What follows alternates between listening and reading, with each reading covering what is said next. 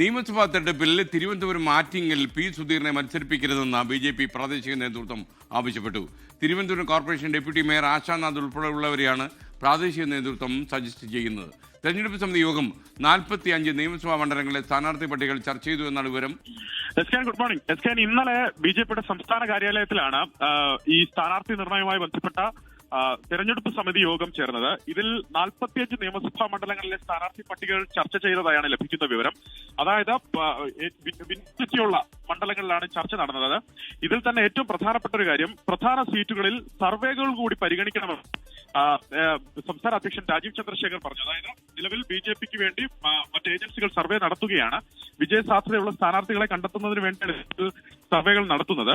ഇന്നലെ ചേർന്ന കമ്മിറ്റിയിൽ മണ്ഡലം ജില്ലാ ഘടകങ്ങളിൽ നിന്ന് വന്ന പേരുകൾ കൂടി ചർച്ച ചെയ്തിട്ടുണ്ട്. ഇതിൽ രാജീവ് ചന്ദ്രശേഖറിന് കെ സുരേന്ദ്രനും എം ടി രമേശും മറുപടിയായി രംഗത്തെത്തി എന്നുള്ളത് പ്രധാനപ്പെട്ട കാര്യം. പ്രവർത്തകരാണ് ഏറ്റവും വലിയ സർവേ എന്നാണ് കെ സുരേന്ദ്രനും എം ടി രമേശും തിരിച്ചടിച്ചത്.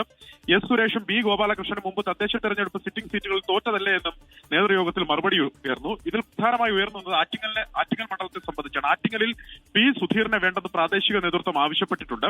ഈ വിവരം അറിയിച്ചത് ജില്ലാ ചുമതലയുള്ള കുമ്മനം രാജശേഖരനാണ്.